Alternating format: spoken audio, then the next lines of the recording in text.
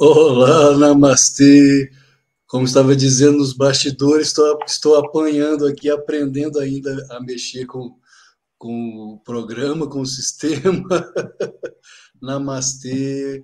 Essa é a nossa terceira live, Yogis pelo Brasil. O objetivo do nosso grupo, nós inclusive já temos 34 professores de yoga. É trazer o yoga raiz, é falar a respeito do yoga védico, né? O yoga originário da Índia, o yoga raiz, o yoga autêntico, que infelizmente vem sendo desvirtuado na atualidade aqui no Ocidente. Eu, como discípulo de Paramahansa Yogananda, eu confesso que quando escrevi o meu primeiro livro, que o título era Jesus, o Cristo Yoga, e depois eu mudei para o cristianismo original e a unidade das 5 religiões, e comecei a fazer palestras fora da Self-Realization, que é a organização que Yogananda fundou. Eu confesso que fiquei bastante assustado com o que eu vi em escolas de yoga, porque o yoga que eu aprendi, inclusive, na verdade, desde a minha adolescência, até mesmo antes de conhecer Yogananda, que foi um pequeno grupo de meditação aqui em Brasília, em Taguatinga, que é uma cidade satélite de Brasília, o yoga que eu aprendi na minha adolescência e depois com Paramahansa Yogananda é esse yoga védico, é esse yoga raiz, yoga originário dos rishis, dos sábios iluminados da Índia. E quando eu vi esse yoga sendo desvirtuado, eu realmente levei um susto muito grande.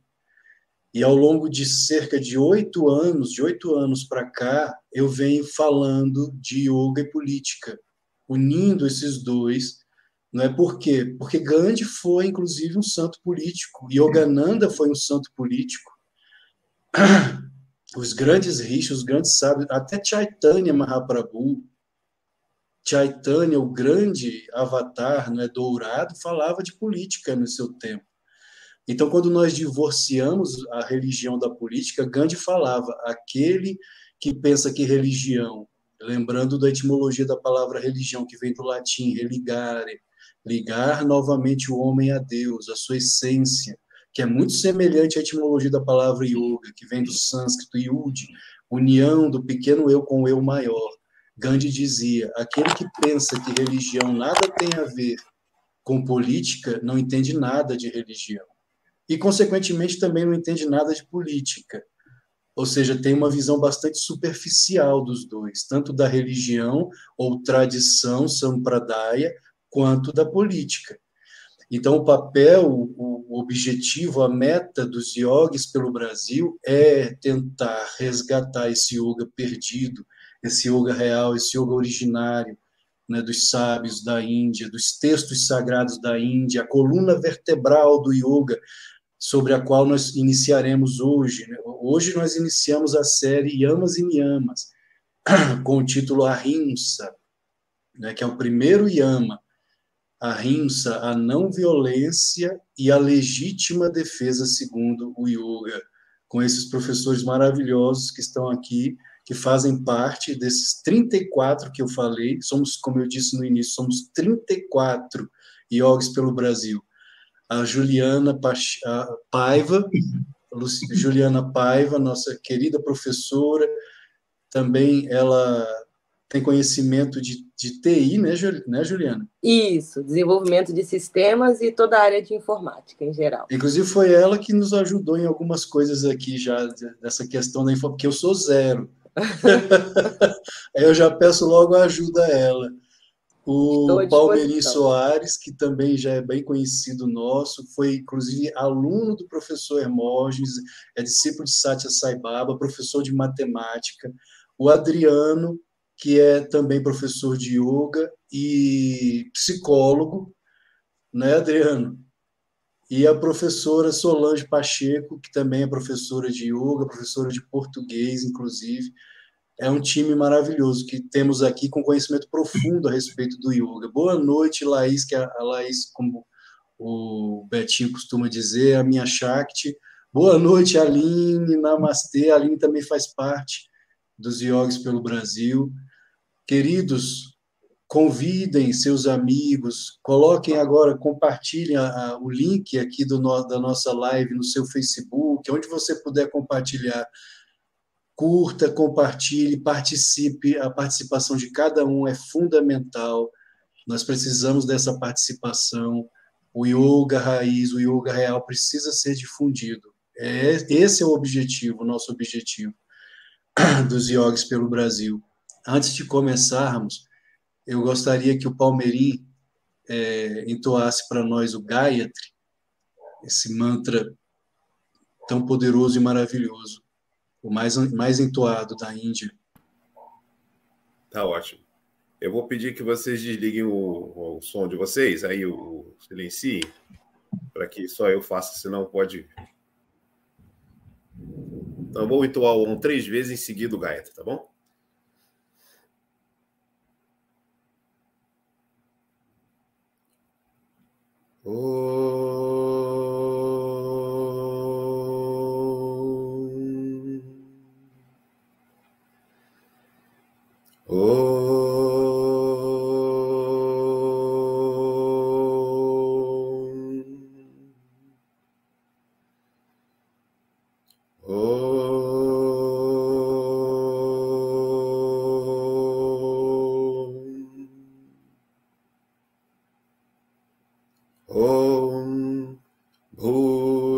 Swaha Tat Savitu Varenyam Bhargo Devasya Dhimahi Dhiyo Yona Prachodayat Om Bhur Bhuvassuvaha Tat Savitu Varenyam Bhargo Devasya Dhimahi Dhiyo Yona Prachodayat Om Bhuvassuvaha Tat Savitu Varenyam Bhargo Devasya Dhimahi Dhiyo Yona Prachodayat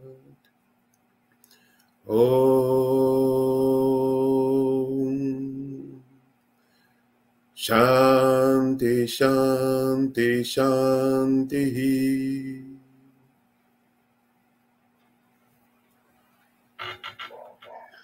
Ontem à noite, na minha aula de Raja Yoga, meditação, 2 alunos meus, inclusive eu comentei isso em um vídeo hoje, no meu perfil do yogabook.live. 2 alunos meus chegaram falando sobre política. E eu entrei, obviamente, no início da prática, eu entrei na conversa, e uma aluna estava dizendo assim, que o yoga, inclusive esse não é o tema atual, porque nós vamos falar sobre a ahimsa, que é a não violência, só que ela estava falando sobre furto, que vai ser a tema de uma live futura dentro dessa série que nós estamos iniciando hoje, né, que é a Asteya. E ela então disse assim, que o yoga é conivente com o furto.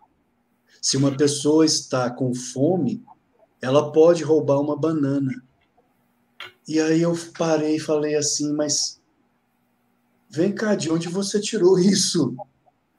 O yoga é conivente com o furto e Asteya.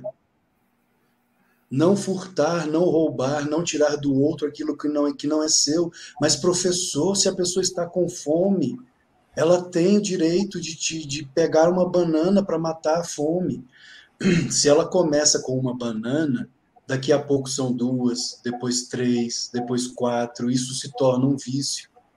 E se a sociedade permite isso, daqui a pouco ela está armada. E isso constitui assalto. O yoga não é conivente com isso. O yoga fala de Asteya. Então, é preferível você procurar um trabalho, não é?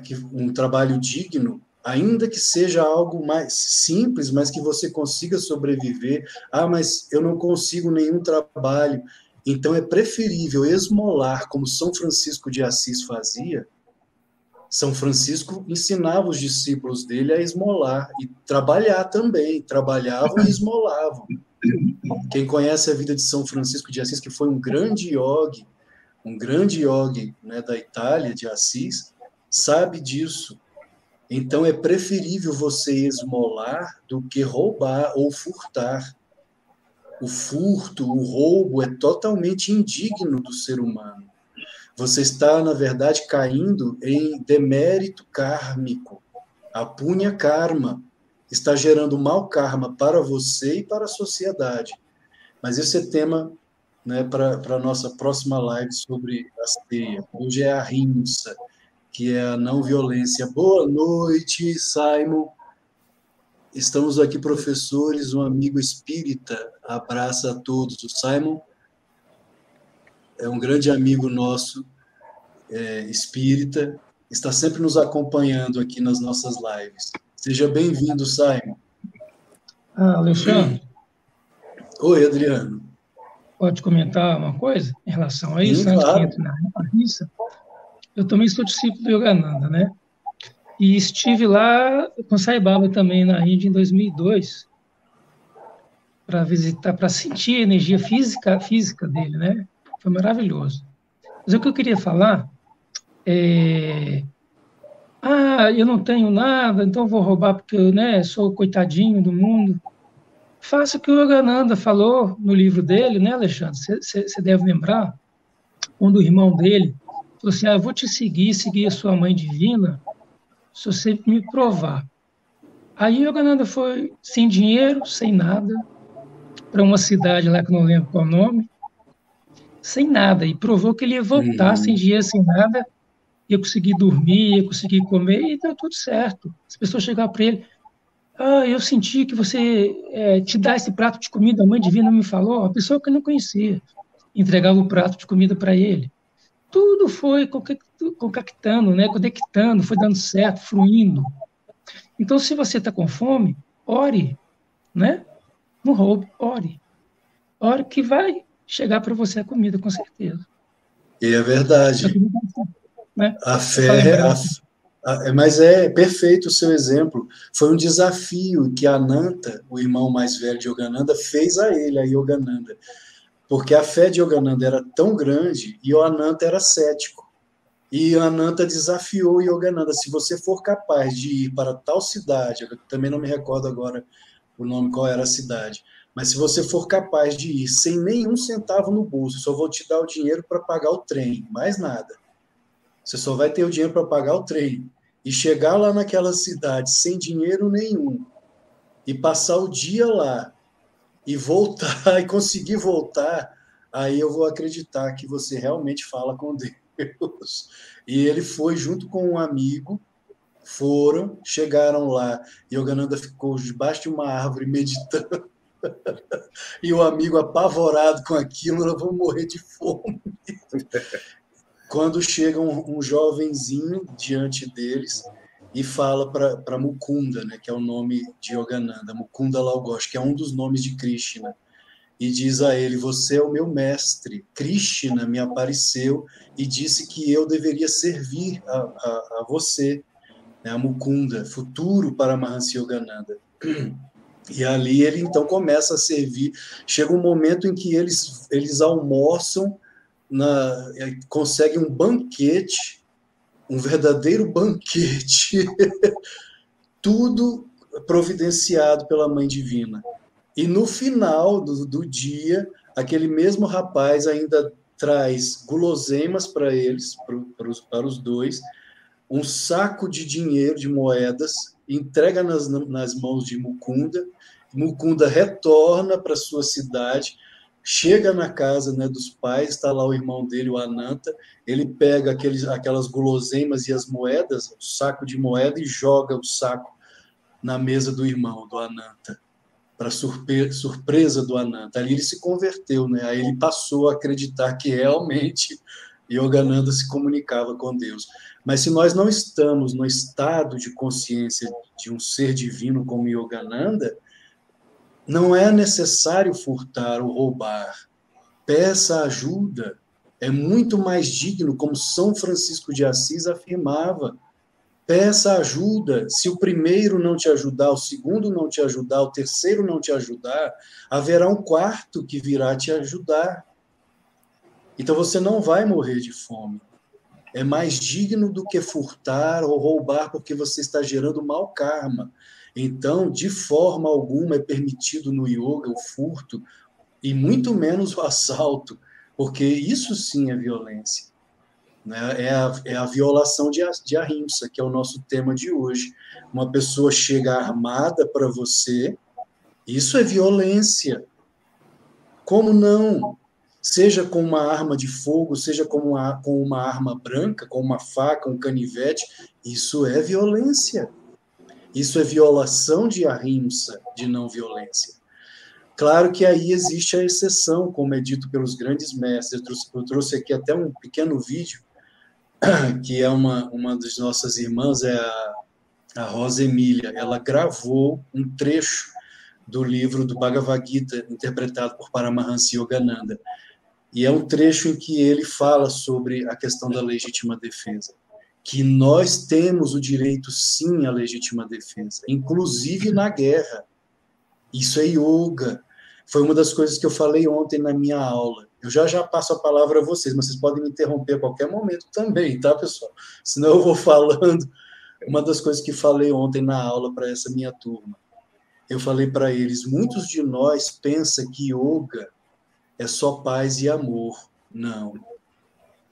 O yoga é paz e amor, sim, mas não é só isso, não. O yoga também é a busca pela sabedoria, Jnana Yoga, conhecimento. E o Pteso, o mestre de Yogananda, dizia, como é que ele falava? Acima de tudo, busque a sabedoria. A sabedoria é o maior depurativo, e o Pteso. Então, Jnana Yoga.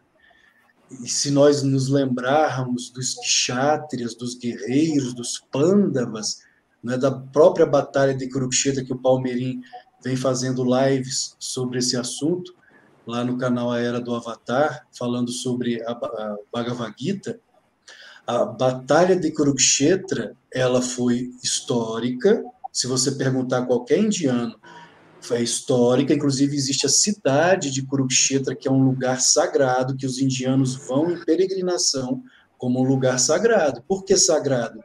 Porque apesar de ali haver tido o derramamento de sangue, Krishna, o Senhor Krishna estava lá, então é sagrado.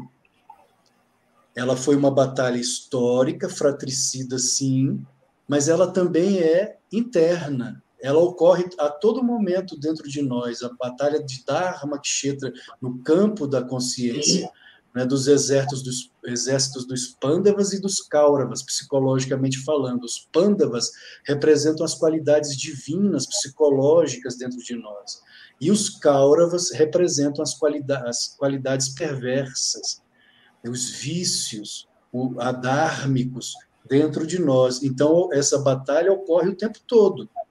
Dharmakshetra dentro de nós, no campo de Dharmakshetra, mas ela também foi histórica. O Palmeirim pode falar muito bem sobre isso, sobre essa questão histórica, né, da batalha de Kurukshetra, ou seja, da legítima defesa dentro do ahimsa, da não violência.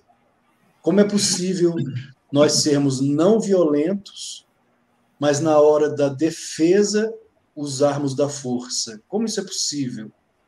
Gandhi, Mahatma Gandhi, tá, que é tido como um pacifista, ele certa vez disse, se você é atacado, você ou sua família, atacado por alguém armado, e você tem condições de se defender, ainda que usando a força, mas recua, alegando não violência, você não passa de um covarde. Gandhi falou isso. Mahatma Gandhi. Então você não passa de um covarde, porque é um dever de todos nós a legítima defesa, tanto pelo fato de nossos corpos serem, como a própria Bíblia afirma, o templo de Deus, o nosso corpo é a casa de Deus. Está lá em Paulo falou isso na carta aos Coríntios, então não sabeis que sois o templo do Altíssimo e que o Espírito de Deus habita em vós. Sois o templo do Altíssimo. Se o meu corpo é a casa de Deus, então o meu dever é proteger este corpo. E se eu tenho filhos e esposa, como esposo, como marido, eu tenho o dever védico de defender a minha família. Como soldado, tenho o dever de defender a pátria. E o policial tem o dever de defender, de proteger a sociedade. Isso tudo está dentro do yoga. Existe um pequeno texto da ordem Ramakrishna Vedanta, fundado por Swami Vivekananda. Existe um parágrafo sobre legítima defesa. Pena que eu hoje não consegui separar esse parágrafo. Mas talvez até consiga aqui ainda, depois, mais para frente, eu até posso ler, em que Vivekananda fala sobre legítima defesa, que o yoga é da paz, é pacífico, é do amor, mas existe essa exceção, que é uma obrigação nos defendermos, nos protegermos e protegermos a nossa família. Palmeri, você gostaria de falar alguma coisa sobre a Batalha de Kurukshetra? Fique à vontade. Você citou aí o campo de Kurukshetra, né, que também é Dharmakshetra. Ele era também sagrado porque lá sempre foram efetuados rituais védicos, né? Entoados mantras. Então, aquele campo era sagrado. Por esse motivo também, né? Apesar de ser também dos Kurus. Se bem que Kuru, Kauravas eram todos, inclusive os Pandavas também, eles eram descendentes de Kuru, na verdade, né? Mas ali houve aquela distinção porque havia aquela briga entre eles, enfim. Mas é isso, né? Eu acho que existe uma coisa que eu tenho repetido muito lá no Centro Sai, que é o fato de, às vezes, as pessoas separam religião ou vida religiosa, espiritual. Aí, quando eu falo religião, eu estou dizendo da mensagem dos Vedas, da mensagem dos mestres, não é? Que é a mesma coisa. Você lê um livro do Yogananda, por exemplo, se é a palavra de Yogananda, é a palavra de Deus. Não existe diferença nenhuma. Não é? É como se você está lendo Veda quando você lê Yogananda, por exemplo, não é? Porque Veda é o que significa conhecimento, e a fonte é a mesma, é a palavra de Deus. Então, as pessoas às vezes confundem, e isso eu percebia. Há pouco tempo eu não tinha percebido isso, né? Vendo comentários de algumas pessoas dizendo assim, eu conheço muita gente que é correta e não é uma pessoa religiosa. A pessoa é dármica, e isso é uma confusão. Por quê? Por isso que é muito importante que a gente, principalmente professores de yoga, que querem, que estão ali representando, que tenham uma fundamentação boa, né? Perceba, não existe Dharma sem religião. Não existe. A própria palavra Dharma significa religião num certo sentido. E é religião no sentido de ligação a Deus, não é isso? Não é religião como instituição, não é isso. Religião significa o quê? Significa que você está procurando uma vida transcendente, que você acredita em algo que está além do mundo material, e que você sabe que essa é a essência e a verdade, não é o mundo material, que você não é o corpo, é tudo isso. É que você acredita na escritura sagrada, ou você acredita na palavra do mestre, essa fé na palavra do mestre, na palavra da escritura, no fato de que você é um ser espiritual e não é esse corpo, isso tudo está aí envolvido em religião. E se você não tem isso, se você não tem essa fé numa escritura, numa escritura sagrada, seja ela qual for, pode ser a Bíblia, né? Se você realmente tiver fé, estudar a Bíblia com amor, com dedicação, com sacrifício, com sinceridade, você vai receber tudo o que você precisa. Todo o conhecimento necessário. Não precisa estudar os Vedas. Se você tiver essa vontade, essa fé em Deus, não é? Esse desejo de realmente ser uma pessoa dedicada à vida espiritual, não é? Mas isso tem que existir. Senão não é Dharma. É capenga. Não é? E você vai falhar. O fato é esse, não existe um único livro espiritual que desassocie Dharma ou prática da retidão que não esteja associado ao Dharma, ou melhor, à religião, ou à vida espiritual. A própria Bhagavad Gita fala isso. Tem 2 versículos na Gita que falam que você só pratica o Dharma quando você segue o que as escrituras sagradas falam. São 2 versículos da Gita falando disso. Se você quer levar uma vida dármica, siga os ensinamentos das escrituras. Então, você tem que ter essa fé. Você tem que acreditar nisso. Senão você falha. Por causa disso é que as pessoas, às vezes, ficam com essas ideias aí, que o Alexandre, às vezes, fala, né? Que, não, a pessoa pode roubar, a pessoa não tem embasamento espiritual nenhum. Ela não lê um livro, ela não lê um mestre, entendeu? Ela não sabe os fundamentos da vida espiritual. Ela pensa que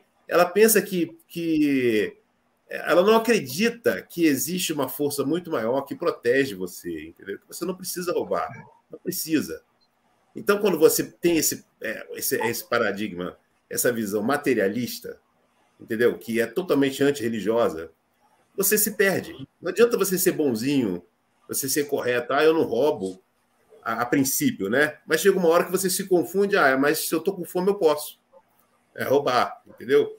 E se confunde completamente, porque mesmo para a gente que estuda um pouco, às vezes é difícil saber o que é certo e errado, não é? Então, e às vezes é muito importante que a gente tenha uma leitura de um mestre, principalmente os modernos, não é? Para que a gente tenha mais clareza do que é certo e errado.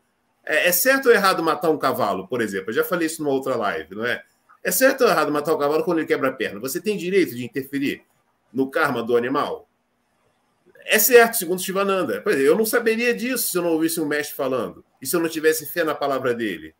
Entendeu? O grande problema, Palmeirim, hoje é que nós não ouvimos os mestres. Nós queremos criar um yoga de nossas cabeças. Nós estamos inventando o yoga. E esquecendo a tradição. Besteira, né? Você ouve um monte de besteira de um monte de gente que não tem fundamento nenhum.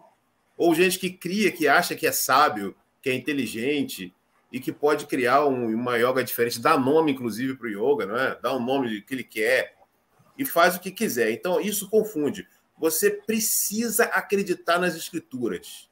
Isso é vida religiosa. Você tem que acreditar no mestre. Essa fé, a fé em si mesmo é a primeira coisa. Que você não é a fé no seu corpo, na pessoa que você é, no poder que você tem, no conhecimento que você tem, não é isso. É a fé no Atma, aquilo que você realmente é. Eu acredito que sou o Atma e não esse corpo. Eu tenho essa convicção. Essa convicção me faz, apesar de ter medo às vezes, saber que, não sendo este corpo, eu devo fazer o que é correto. Devo enfrentar, devo arriscar, em nome de Deus, em nome da verdade, em nome do amor. E não devo temer. Mesmo tendo medo, eu vou agir como se não tivesse medo, porque eu confio no Atma. Essa autoconfiança, essa fé no Atma, essa fé no Guru, na palavra de um mestre, e a fé nas escrituras, isso é a base da religião. E se você não tem isso, não adianta você...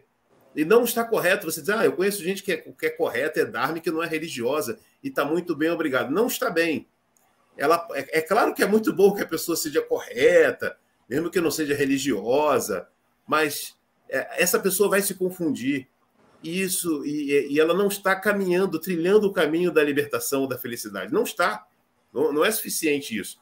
Então, essa falta de fé na religião, a própria escola faz isso, né, hoje em dia. Hoje as escolas estão aparelhadas, tudo está aparelhado para fazer você desacreditar em religião, em yoga, em vida espiritual, tudo isso. E aí isso claro que isso é de propósito, não é? Claro que esse é o plano dos demônios, dos rakshasas, não é isso? Para que essa coisa fique confusa mesmo e ninguém leve vida espiritual. Então isso tem a ver, entendeu? Essa confusão que as pessoas fazem tem a ver com esse trabalho todo muito bem sucedido aqui de Kali Yuga, de fazer as pessoas não acreditarem mais em religião, que é o que o cientista fala que vale, entendeu? E aí a nova religião agora é religião científica.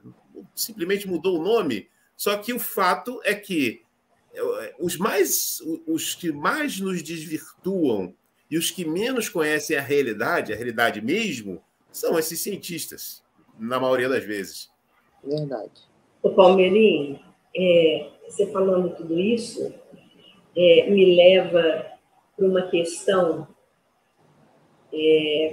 Ficou fora de moda os pais darem a bênção para os seus filhos. Não é mais moderno. Então, como se fala, a educação começa dentro de casa, né? E na constelação familiar tem muito essa questão de se dar a bênção. Eu tenho costume de dar a bênção para os meus alunos. Deus te abençoe e eu te abençoo. Ah, que bacana. É uma maneira de você chamar a atenção. Algumas pessoas prestam atenção nisso. Quem está mais ligada, quem está procurando isso, né? Mas tudo isso que você falou me lembra essa questão da bênção, né? Eu moro aqui com meu filho e meus netos. Todo dia de manhã eu digo, Deus te abençoe e eu te abençoo. Mas eles estão no outro mundo. Os filhos estão no outro mundo. E depois querem que os filhos cresçam e acreditem em Deus. Mas, espera aí, como é que isso está dentro da família? Em relação ao yoga, eu vejo uma questão que hoje eu quero relatar para vocês, uma questão que aconteceu comigo dentro do shopping. Nós saímos, eu, minha nora e meus netos, nós fomos para o shopping. Tinha lá uma comemoração de Papai Noel e tal. Tudo crianças pequenas. Eu tive uma demonstração de rinça, aliás, diante de mim. Em determinado momento eu estava andando e veio um senhor vestido de Papai Noel, andando devagarzinho, cumprimentando as crianças, tirando foto.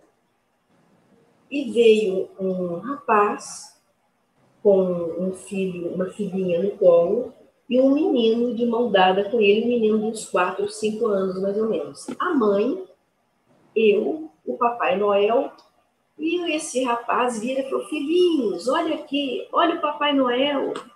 E o Papai Noel veio, passou a mão na cabeça dos meninos e tal. Passa uma jovem com uma camiseta escrita Yoga é Vida e diz assim, vocês deviam parar com isso. E virou para os meninos e falou assim, isso aí é um homem fantasiado de Papai Noel. Todo mundo, a gente olhava para ela, olhava para a criança, o menino de 4 ou 5 anos olhava para ele, olhava para o pai, completamente confuso, porque ela falou muito alto. Então eu fiquei pensando na questão do rinça, né? Da violência. Uma pessoa chega num ambiente, não conhece ninguém e provoca uma atitude que agrediu principalmente aquela criança. O pai, na mesma hora, virou para o filho e falou assim, filho, não preocupa não, que essa aí deve ser da esquerda. Entendeu? Mas assim, criou-se esse ambiente. Então, tudo isso que você falou, Palmeirinho, e tudo isso que o Alexandre falou, a gente vê no dia a dia. As pessoas estão completamente desconectadas. E até dentro do yoga, né? Então, tem esse exemplo que o Alexandre deu do aluno, né? Era a ceia, mas a ceia é uma agressão também. A ceia também é um rinça, é uma violência, né? Então, o que eu acho fantástico no yoga é a gente conseguir ter toda essa consciência e saber viver dentro dessa macrosfera, dentro dessa matrix, sem perder a sua dignidade, sem fugir do seu dharma, do seu compromisso. Eu sou discípula do George Criticós, Swami Sarvananda, que foi a primeira pessoa que levou yoga para Belo Horizonte.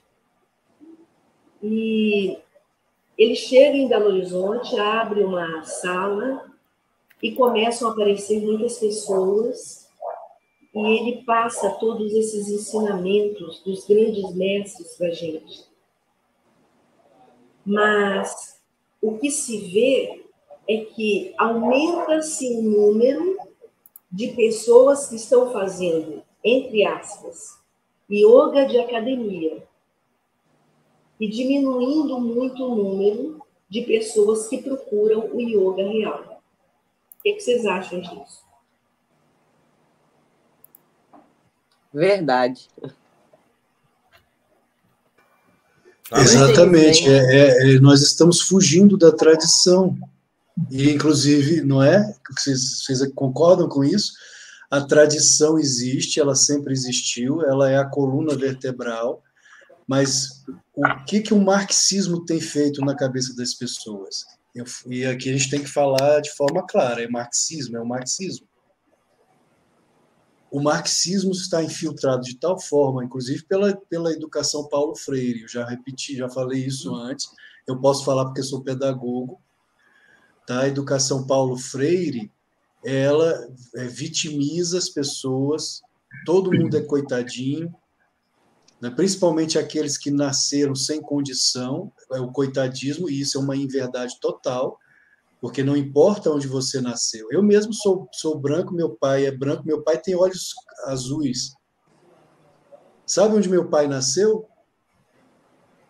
No interior do Maranhão, Viana, uma cidadezinha lá do Maranhão. Ele é branco, olhos claros, olhos azuis. Ele nasceu lá no interior do Maranhão, sem condição nenhuma. Então, a condição ele fez. Ele criou, ele se esforçou, estudou, foi para São Luís, se formou em advocacia, depois veio para Brasília, lá em São Luís ele já tinha conhecido minha mãe, se reencontraram em Brasília, e aqui eles formaram a família deles, mas inclusive minha mãe saiu de onde? De Dom Pedro, também do interior do Maranhão. Os dois são do Maranhão, lá do interiorzão do Maranhão. Então, a condição somos nós que criamos. Esse vitimismo de Paulo Freire, isso me desculpem, mas isso tem outro nome. Isso é satanismo. No yoga, o que Palmeirinha acabou de falar ainda há pouco, nós somos o quê? O Atman. Paramahansa Yogananda dizia, se você não é feliz, o maior pecado é não ser feliz. Yogananda. Por que ele diz isso? Que o maior pecado é não ser feliz? Porque você está negando dentro de você todo o poder de Deus, divino, que está em você. Então, quando você se coloca numa posição de vítima da sociedade, se vitimizando, eu não posso fazer isso, eu não dou conta de fazer isso, porque eu vim de tal situação, porque meus pais eram pobres, ou porque isso, ou porque aquilo, e colocando obstáculos na sua própria existência, você está negando o poder interno de Deus em você. Você está ofendendo ao poder divino dentro de você. Não importa se você é branco, se você é negro, se você é moreno, se você é azul, né? Dizem que Krishna era azul. Não importa. Deus está dentro de você. Se você se vitimiza, você está negando esse poder divino em você. Eu sou um coitado. Se o meu pai me maltratou, eu tenho que maltratar a sociedade. O meu pai fez isso e aquilo contra mim, então agora eu vou sair assaltando e matando. O que é isso? Espírito de vingança satânico.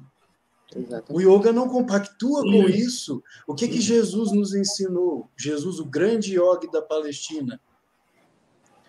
Não se paga o mal com o mal, mas com o bem.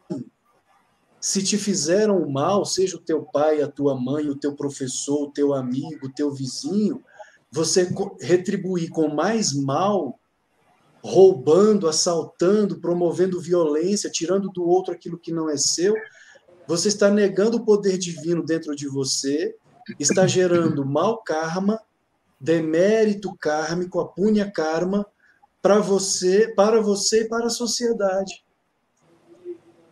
gerando uma bola de neve de mau karma para a humanidade. E é isso que o socialismo, na verdade, ensina. O vitimismo, o coitadismo. Eu acho que o que eles fazem muito bem, né, é esse desvincular a pessoa da família, né? Eu percebo muito essa questão dos jovens com os pais hoje, né? Eu não tenho filho, não, mas eu sou bastante observadora. E, antigamente, se a sua avó dissesse para você que se você está ralado, você vai fazer um emplastro com a planta tal, do jeito tal, e vai colocar naquele machucado, ninguém iria perguntar para mais ninguém se aquilo que a minha avó está me dizendo é verdade, é mentira, se foi feito algum estudo, se tem algum médico que recomenda. Hoje em dia, tudo, qualquer coisa que você fala. Outro dia eu estava indicando para uma aluna minha que ela está com uma alergia na mão.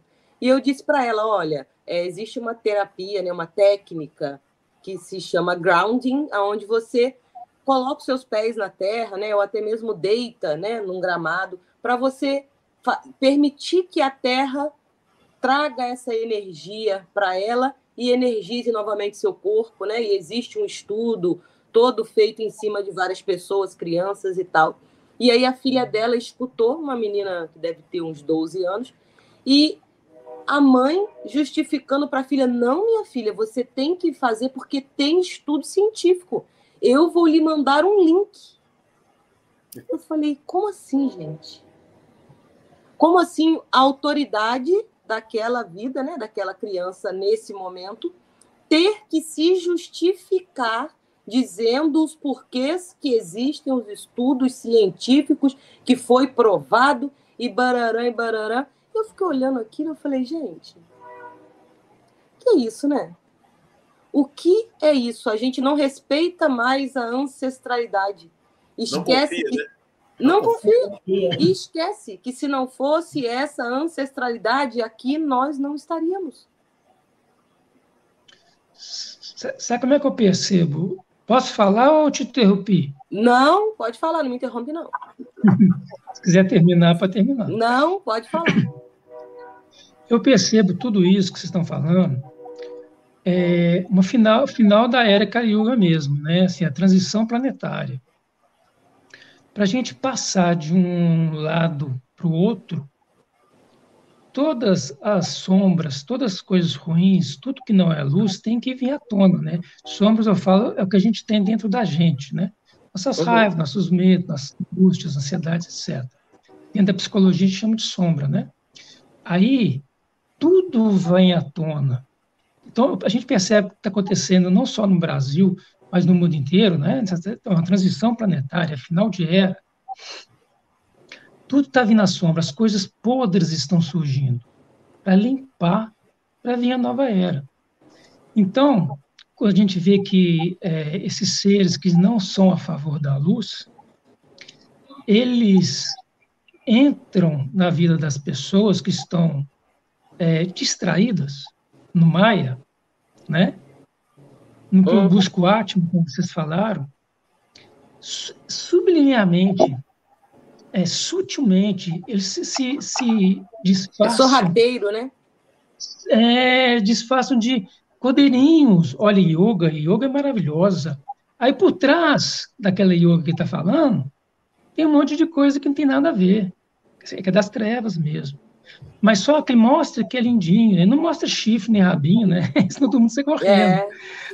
Fala que é cordeirinho, olha que bonitinho, cordeirinho, ele ensina tanta coisa bacana. Mas no fundo, como sempre, gente, a verdade é mais embaixo, né? Mais embaixo. Então, no fundo, é outra coisa. Então, está dentro da yoga, dentro de um monte de coisa. É para acabar com a família, para acabar com a religião, para acabar com as coisas da luz, né?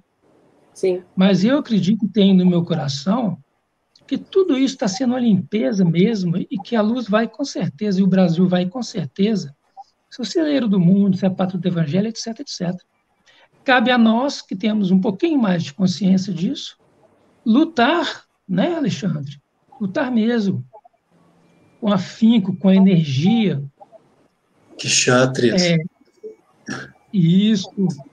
Mas não há rinça, com firmeza. Você não precisa sair matando ninguém, mas com firmeza, né? Com energia firme, energia de luz, a coisa flui. Você não vai precisar matar ninguém, não.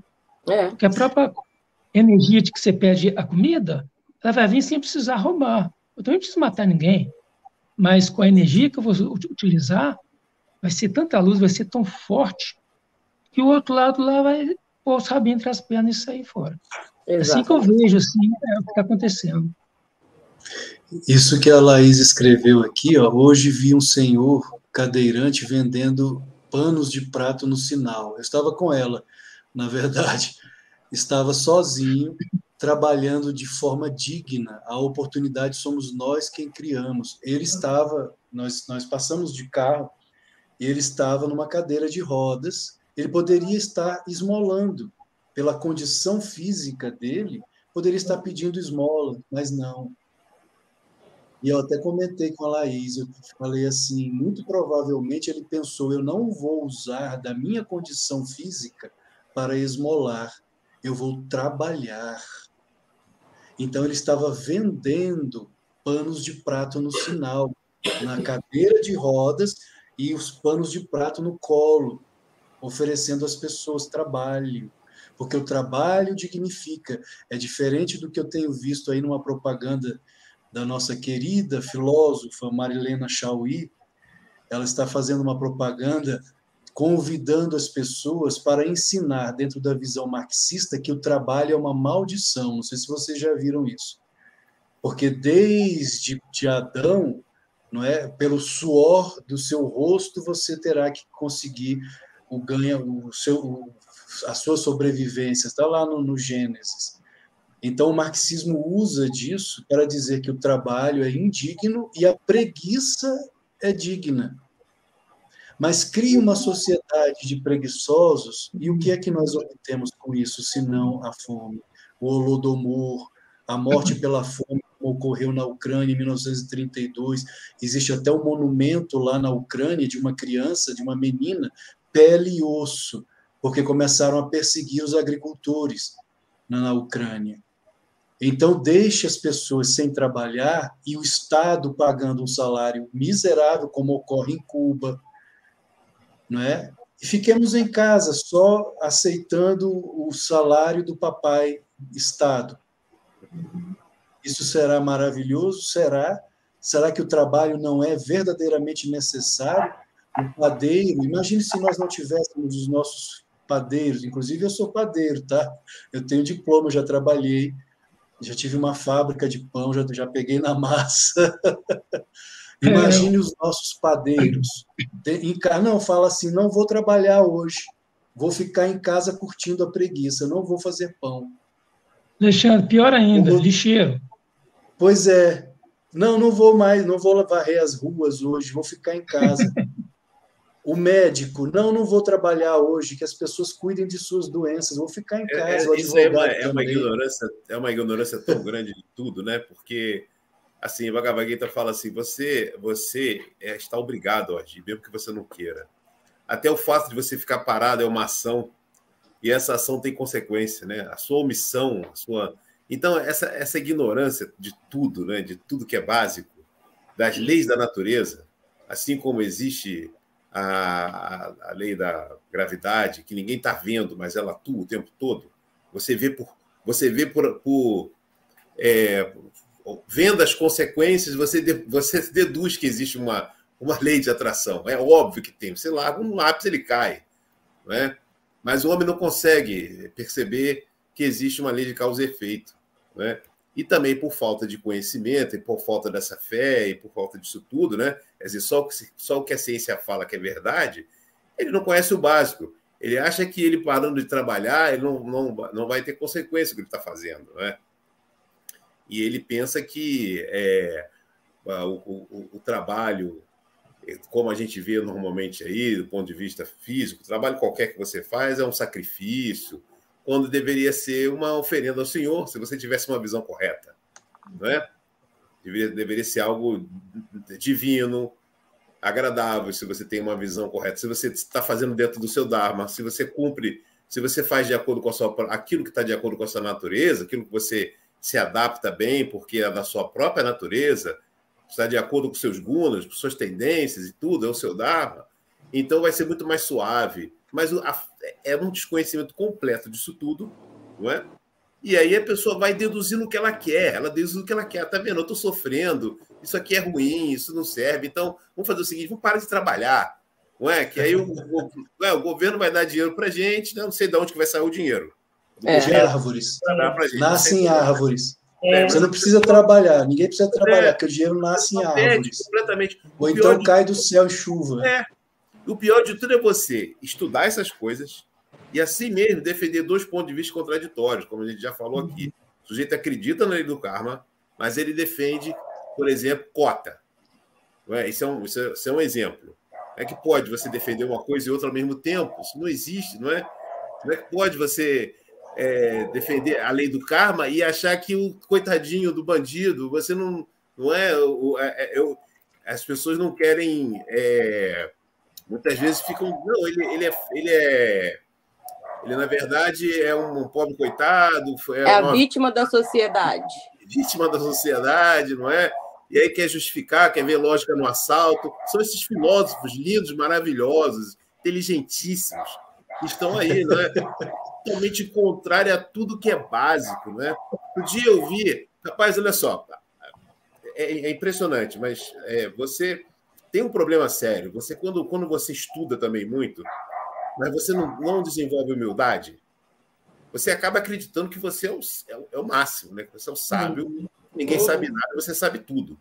Isso é um negócio muito perigoso. A gente tem que ficar o tempo todo dizendo para si mesmo, Senhor, eu não sou nada. Eu que sei que sou o Atma, mas não sei. Eu sei, mas não sei. Eu sei porque eu acredito, pela fé. Mas eu não percebo isso. Não é? Esse ser com o qual eu me identifico não é nada. Não é? Eu só se o Senhor me der a luz. Eu não percebo essa luz totalmente, eu não percebo mesmo. Você tem que ter essa humildade. Tem que ter essa humildade para reconhecer isso, não é? Você não pode se achar o sábio só porque estudou. Não é? Mas a pessoa, ela começa, mesmo ela tendo um pouco de conhecimento religioso, um pouco de conhecimento, seja lá de que for, ela começa a confundir as coisas. Eu ouvi a Bruna Torlai, né, que é inteligente, coisa e tal, falando que, num vídeo aí, que eu parei de seguir ela, né? Porque acho ela muito arrogante, na minha opinião. Parei de seguir. Então, acha que sabe muito. Mas eu acabei vendo por outra pessoa, ela dizendo que Forças Armadas, nós não precisamos de vocês. Os conservadores não precisam de militares.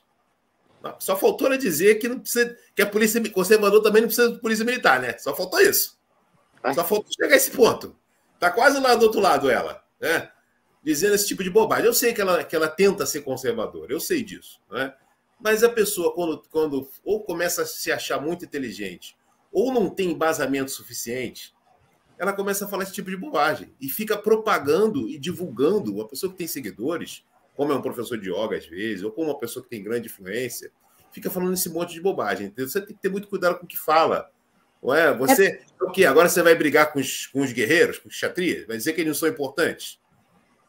Então, a conservadora agora não precisa mais de militar, né? Nem de polícia. Vai comprar briga com eles. Quer dizer, isso é demais, cara. É complicado, entendeu? Cuidado. E você pensar dessa forma dentro do yoga, sabendo que a Índia tem polícia, tem exército, o quarto maior efetivo militar do mundo, tem bomba atômica, é a Índia, é a nação do yoga. Juliana, acho que a Juliana queria falar. Eu ia falar que as pessoas esquecem, né, dentro dessa fala aí de que não precisamos de forças armadas, né? Guerras existem há milênios, né? Outro dia eu vi um cara falando que há alguns anos, algumas décadas, a gente não vive em paz em lugar nenhum no mundo, né? E cada um travando lá a sua batalha, né? A sua guerra pela sua crença, né? Ou simplesmente por não concordarem com algumas opiniões. E se a gente for pensar que, então tá, aí eles colocam dessa forma, né? Que são as armas, os exércitos que geram, né? Essas guerras, esses problemas. E aí você fica assim, gente, quem faz parte disso tudo? Né? São os seres humanos, gente. E a maioria desses países muçulmanos que você vê é a guerra do povo, né? Não é a guerra dos exércitos, né? As guerras não são dos governantes. São pessoas comuns que se juntam, né? E vão lá lutar por aquilo que acreditam. E finalmente agora, acho que foi o Alexandre que compartilhou lá na China, né? Parece que o pessoal está acordando. E está falando, que é isso? Como é que a gente vai ficar aqui quietinho, igual cordeirinho, e estão nos tratando como se fôssemos nada, e sendo que nós somos o tudo, né? E a gente fica vendo esse movimento ampliando, e eu tenho certeza que esse movimento... As pessoas confundem muito essa questão da não violência, na minha visão, com submissão, né? Você tem que ser submisso, você tem que ser o cordeiro para alcançar o reino do céu. Mas em nenhum lugar está escrito isso, né? Nem na Bíblia não diz que você tem que ser submisso ao seu algoz para que você consiga obter, né, o seu lugar no paraíso. Então, todas as interpretações, nenhum livro fala isso, né? E esses estudiosos grandes, inteligentes da internet, né? Eu coloco sempre da internet, porque são da internet, ficam propagando essas loucuras, porque para mim isso é coisa de gente louca, né? Não tá na sanidade mental, e arruma mais um monte de doido que segue e fica propagando aquilo ali, né? E você fica olhando e eu fico... Tem hora que a gente não deve nem falar muita coisa, né? Para não entrar nessa energia, porque tem determinadas pessoas que a gente não atinge, mesmo que a gente queira, né? Você vai fazer um comentário inteligente, né? Não chamando ninguém de burro, mas você vai fazer um comentário mais profundo, eles já te hostilizam na resposta, que é para te diminuir, né? Na sua tentativa de chegar em algum lugar, porque é assim que eles trabalham, né? E aí a gente tem que ficar quieto. É o Ahimsa do bem. Isso, sempre, eles estão sempre paz e amor, né? É sempre o amor. Queridos, complicado. Pois é dessa forma. Queridos, para nós provarmos que o que estamos falando aqui não é de nossas cabeças, nós somos os yogis em amor ao Dharma, em amor à tradição, Sampradaya. O que nós estamos falando aqui não é da cabeça do Alexandre, da Juliana, do Palmeirim, da professora Solange ou do professor Adriano, não é de nossas cabeças. O que nós estamos falando aqui vem dos rishis, tanto da era védica quanto da era atual, contemporânea. E para provar isso, eu queria colocar um pequeno vídeo, são 5 minutinhos, em que o próprio Paramahansa Yogananda, que foi reverenciado por Swami Shivananda, reverenciado por Ananda Maimar, a mãe saturada de beatitude da Índia, reverenciado até por uma mística católica estigmatizada, Teresa Neumann. Ela tinha todos os estigmas de Jesus. E ela, quando recebeu a visita de Yogananda, lá na Baviera, na Alemanha, ela afirmou: apesar de o bispo me haver pedido para não receber visitas, aceitarei a visita do homem de Deus vindo da Índia, Yogananda. Então, ele foi reverenciado por santos de Oriente a Ocidente e é aclamado pai do yoga no Ocidente. Então, só para termos a ideia de que não vem das nossas cabeças, eu posso colocar o pequeno vídeo. Foi a nossa irmã Rosa Emília quem gravou, a voz é dela. Ela leu um pequeno trecho de Deus fala com Arjuna, a interpretação de Yogananda do Bhagavad Gita, ele interpretando o Bhagavad Gita. São 5 minutinhos, inclusive existem trechos que nós podemos até ir parando e comentando, porque eu acho muito interessante a fala dele. É um avatar, é uma encarnação divina falando, pai do yoga, então não é, como disse, não somos nós que estamos inventando o yoga. O propósito dos yogis pelo Brasil é trazer o yoga raiz, o yoga dos mestres. Vamos assistir aqui. Eu peço, por favor, que vocês desliguem os seus áudios. Deus fala com Arjuna, ciência régia da realização divina, o diálogo imortal entre a alma e o espírito, de Paramahansa Yogananda. Volume 1, página 239. A imitação moral é que nos combates materiais, em que gente virtuosa, sem provocação, é atacada por gente perversa, não é incorreto que as pessoas boas se defendam. Se estas, ao proteger sua mulher e filhos inocentes, matarem alguns dos invasores, essa ação não é incompatível com as leis da virtude.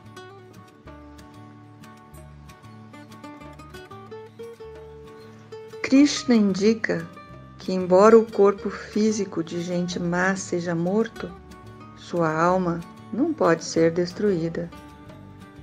É claro que isso não deve ser usado como argumento para matar gente ruim.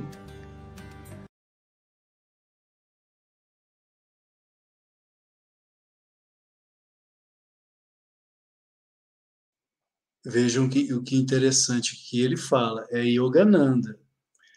Paramahansa Yogananda, não é Alexandre, não é Palmerim, não é Solange, não é Adriano, não é Juliana. É Paramahansa Yogananda. Vejam que interessante. A pessoa deve se defender, ela pode e deve se defender. Mas isso não é justificativa para você sair por aí matando pessoas só porque elas são perversas. Ou seja, é a legítima defesa. É exatamente o que o nosso presidente fala. E o presidente Bolsonaro jamais falou, e isso seria loucura se ele falasse, que nós devemos sair por aí matando criminosos. O que ele fala é em legítima defesa, você se proteger, você ter o direito de se proteger, como ocorre também lá nos Estados Unidos. Esse direito é garantido.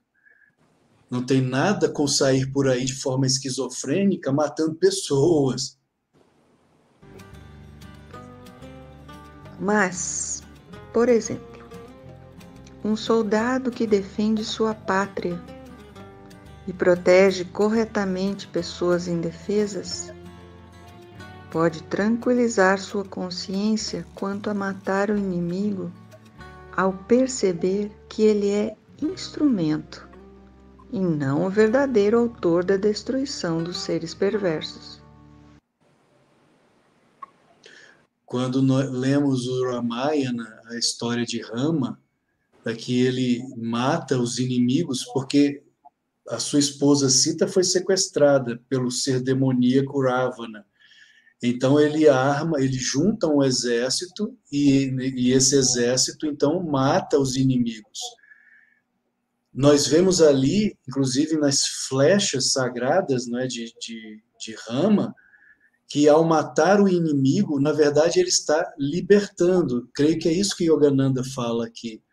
Ele está libertando aquele ser perverso de continuar gerando mau karma para ele mesmo, em legítima defesa. Então, o policial, em legítima defesa, quando mata um bandido, ou o soldado na guerra, quando mata um invasor, o inimigo, ele, na verdade, está libertando aquela alma de continuar gerando mau karma. Claro que é uma interpretação minha. Dá a entender isso que Yogananda está dizendo. E não o verdadeiro autor da destruição dos seres perversos. Você está sem som, Alexandre. Assim, porque ele não é o autor daquela morte, mas a lei do karma. O mau karma do criminoso atraiu para ele a própria morte, como resultado de suas más ações. Ele age mal, assaltando, matando ou invadindo nações, no caso de nações que invadem nações sem uma justificativa nobre. Com isso, ele está gerando um mau karma para ele que ele acaba atraindo a própria morte. Então, o policial ele não tem que ficar com a consciência pesada. Quando no estrito dever de agir, de proteger a sociedade, ele, naquele caso, tem que matar. Ô, Alexandre. Sim, Palmeirinho. É uma coisa muito interessante nisso daí, porque sempre é o fundamento de tudo, de todas os princípios, regras dármicas, não é? Espirituais, é sempre o fato de que existe o Atma.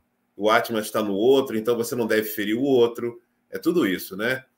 E da mesma forma que você usa o conhecimento de que é o Atma, que deve estar por trás, por isso a gente chama de Atma Dharma, que é o verdadeiro Dharma, é aquele em que você está fazendo tudo baseado no conhecimento de que a realidade é o Atma. Então, esse Dharma, baseado no Atma, ele faz com que você respeite uma vida e não tire essa vida, como, por exemplo, no aborto, não é? Você não mate uma pessoa. Que é pessoa, também uma violência. Você não mate uma pessoa por egoísmo, porque você tem que confiar no seu... Ou não roube, por exemplo, porque você confia no Atma, é sempre o Atma. Então, o conhecimento do Atma faz com que você entenda que, tendo confiança nele, você não precisa ferir o outro nem roubar. Se você fere o outro, você fere a si mesmo, porque não existe diferença, todos somos um só. E, ao mesmo tempo, você usa esse conhecimento quando você tem que matar. Por você ser ou por estar defendendo sua própria vida, ou por você ser um soldado, ainda continua sendo o princípio do Atma. Porque é com esse princípio que você vai... Bom, Exato. Ele não é o corpo. Por isso, cumprindo o meu dever aqui, que é maior, que é defender a minha vida, ou dos meus entes queridos, como o Yogananda falou aí, eu posso fazer isso sabendo que ele é o Atma, que eu não estou matando ele. Eu estou defendendo a vida do meu corpo ou da minha família, que é uma obrigação minha, ou estou defendendo uma nação, como soldado, e sabendo que ele é o Atma, eu sei que ele não morre. Porque esse é um argumento que Krishna usa na Gita. Ele fala assim, ó, por que você está chorando? Essas pessoas não morrem. Não é? Mas veja, você não pode usar esse argumento e dizer assim, se as pessoas não morrem, eu posso matar elas e fazer o que eu quiser. Não pode. Tem que saber... Por causa do Dharma. Você tem que saber quando usar isso. É sempre baseado no Dharma. Está baseado no Atma. E sempre por trás. Porque o que está por trás de tudo isso, de nossas ações e inações, na verdade, é o Dharma ou a Dharma. Sim. O que está em jogo, é a defesa do Dharma. Ou seja, os princípios que são corretos, contrários, que constituem a antítese daquilo que é o erro, do Adharma. Então, quando os próprios Pandavas vão para a guerra, não vão simplesmente porque os Kauravas são perversos, mas porque eles têm o dever de defender o quê? O Dharma. É o Dharma que está em jogo. Por que a direita conservadora, cristã, fala tanto hoje em inversão dos valores? É o que é a inversão dos valores? A inversão, para nós no yoga, é a inversão do Dharma. O Sim. Dharma está em perigo. É quando o Dharma está em perigo que nós, como kshatriyas, devemos agir em defesa do Dharma. Por quê? Porque se você não defende o Dharma, a sociedade entra em quê? Em adharma. A sociedade se transforma em caos. E é por isso que Krishna também fala no Bhagavad Gita, sempre que a virtude, ou seja, o Dharma, declina e os vícios, o crime, ou seja, o adharma, prevalece, eu me encarno como avatar, era após era, para a proteção dos justos e a destruição do mal na terra. Ou seja, então sempre o que está em jogo é a questão do Dharma. O Dharma está acima de tudo. O Dharma, sem o Dharma, a humanidade chega a Sodoma e Gomorra, a autodestruição, porque tudo pode. Você pode roubar, você pode matar, você pode prostituir, você pode praticar pedofilia, incesto e assim por diante. Se não existem leis, se não existe o Dharma para impedir esses excessos. Não é? Então, neste caso, se é em nome do Dharma, o policial, neste caso, ou o soldado, e até mesmo o chefe de família, neste caso, ele pode matar em defesa do Dharma. Ele não gera mau karma. Não é isso, Palmeirinho? Não é considerado violência. Não é considerado violência. O Swami Shivananda fala isso, o Sai Baba também fala isso. Não é uma atentado ao Dharma, nem é violência quando você mata para defender sua própria vida. Você tem o direito, não só o direito, mas o dever de defender sua vida. Exato. Isso são palavras de Satya Sai Baba. Você tem o dever de defender sua vida, se ela estiver ameaçada, não é? Exato. Então, mas é interessante que o argumento de que você pode matar porque ele é uma alma, é o Atma, e ele não morre, esse argumento você não pode usar em outra situação. E isso, como você está falando, é por causa do... O argumento sempre é o Atma. Eu posso matar aqui porque ele é o Atma. Ou então, eu não posso matar aqui porque ele é o Atma. Eu não posso matar ou eu posso matar. No fundo, como é que você vai saber isso? Aí são regras do Dharma, como você está falando, mas onde você vai saber isso? Dos mestres, das escrituras. Exatamente. Por isso que você precisa de um manual. Não é? E o problema é que muitos hoje querem ser mestres, se colocam como mestres. Esse é o problema. Então, o que mais vemos hoje são professores de yoga falando: o mestre sou eu sou o Atman. Não, você é o Atman, você ainda não tem consciência, você é onisciente. Yogananda dizia o seguinte, para você saber se alguém é verdadeiramente onisciente, a primeira coisa é a presença espiritual. Se ele chega num ambiente e o ambiente se enche de uma força espiritual, de uma energia espiritual, esse é o primeiro ponto. O segundo, ele é onisciente, ele conhece a alma de cada um que está ali presente. Se ele não conhece, então ele não é onisciente. O terceiro ponto, a coerência naquilo que ele fala, o que ele fala tem poder espiritual. Se não há coerência, ele não é um mestre. Ele é capaz de curar pelo olhar, só pelo olhar. Se ele não tem esse poder de cura pelo olhar, ele não é um mestre. Ele tem capacidade de entrar em samadhi, que é a visão de Deus. Como é entrar em samadhi?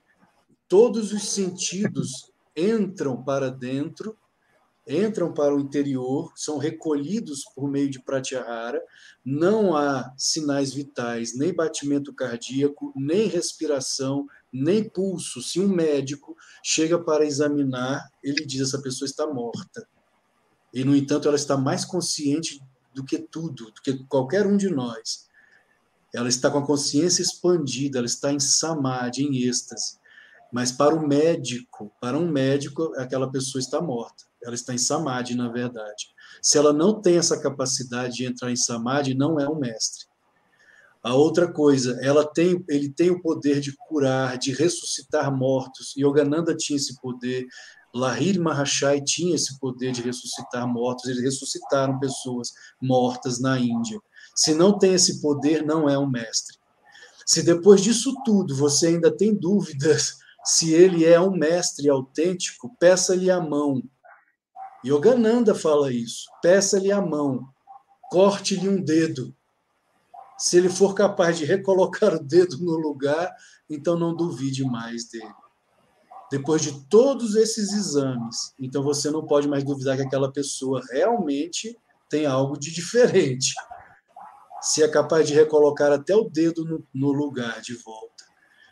Então, você, como professor de yoga, dizer que é um iluminado, que é um mestre, eu vou chegar, então, vou fazer esses testes com você. Me dê aqui a sua mão. Não vai passar um. Você é mestre? Me dê aqui sua mão. Vai sair correndo, ó. Vai rapidinho. Ele vai deixar de ser mestre.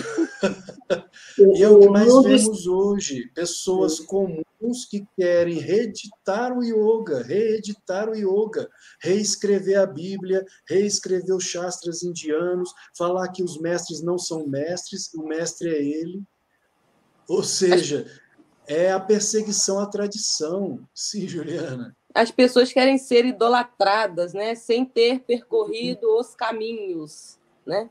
Infelizmente. Pois é. Quando o ego vai na frente, né?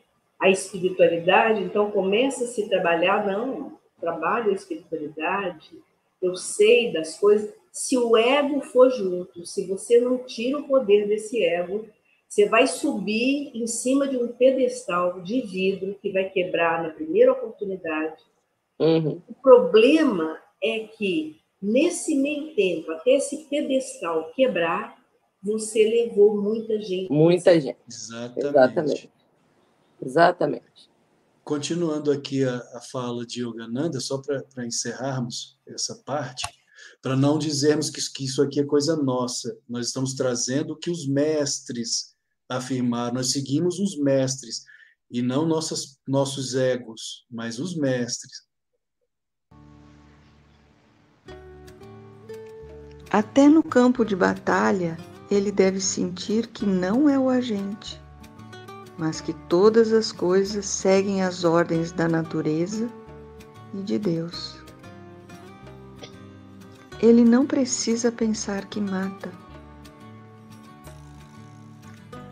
ou que Deus mata, mas sim que as forças kármicas da evolução privaram os invasores de sua fortaleza corporal, para fazê-los reabitar outras residências, em que terão nova oportunidade de aprender as lições necessárias.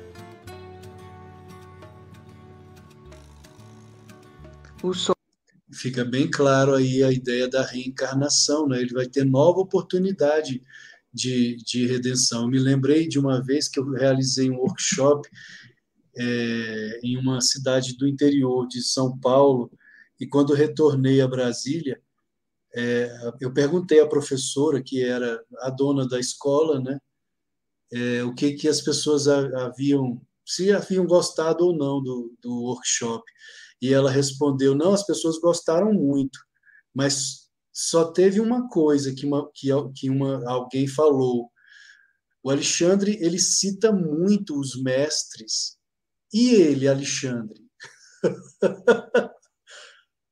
Mas, pelo amor de Deus, eu sou um professor, eu não sou um mestre. Se eu deixar de citar os mestres para trazer coisas da minha cabeça, não terá a perfeição dos mestres. Estarei negando a tradição dos mestres. Soldado e colocando o meu ego na frente, né?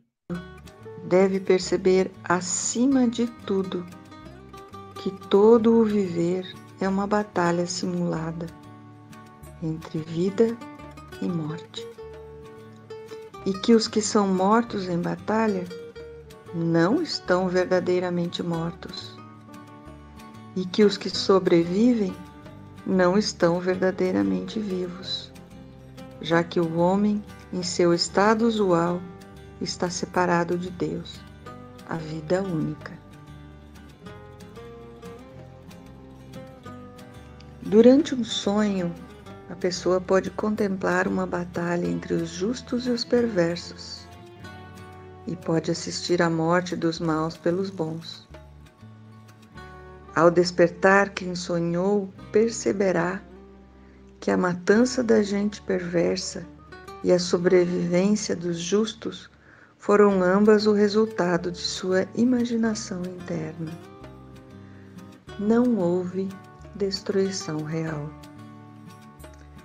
De maneira semelhante, Krishna disse a Arjuna que a batalha entre seus parentes justos e seus parentes perversos nada mais era que um combate a que Arjuna assistia no estado de ilusão cósmica e que estava espiritualmente adormecido ou que ainda não havia despertado na sabedoria.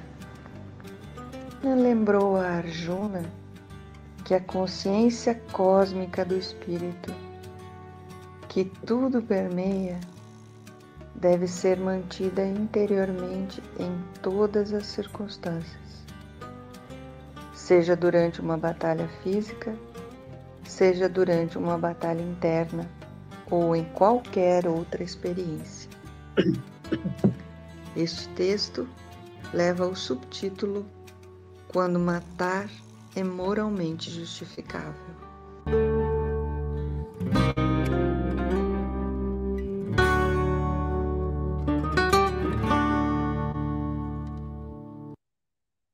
Livro O Bhagavad Gita, Deus fala com Arjuna, ciência régia da realização divina, o diálogo imortal.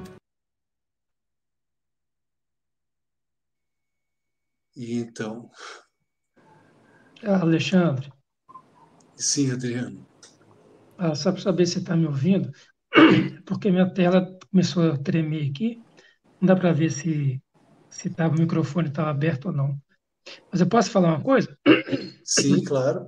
Ou você quer falar aí do que o Ananda falou primeiro? Não, pode falar. É muito interessante isso, né, que nós todos estamos vendo, né, e conversando em relação à morte, né? Eu acho interessante deixar bem claro isso que vocês falaram. Não é para sair matando todo mundo, não. O cara invadiu aqui em casa, eu vou dar uma porrada na cabeça dele, já mato ele de uma vez, porque os iogues falavam que podia matar, né? Então, Não é bem assim, não. ficar bem claro que não é bem assim, não. Tem que deixar bem claro, né, Alexandre? Que as pessoas podem achar isso aí, né? Não, então, peraí, não é bem assim, não. Agora, assim, A claro que em capacidade último de caso, a interpretação, defesa, né? no último caso, é, exatamente. Então, em último caso, tiver que, beleza, está explicado aí pelo Yogananda que falou, etc. Agora, acho muito interessante, assim, eu tive algumas experiências em relação a isso, a energia mais poderosa do universo é a energia do amor, né? E aqui a gente está vendo que o amor não é ser paz e amor, beleza, monta em mim que está tudo bem. Essas pessoas que fazem yoga, que vocês falaram aí, não, é tudo jóia, pode roubar, não tem problema. Isso não é amor, não, né? Não Amor tem mesmo. limite. O limite está dentro do amor. A força está dentro do amor.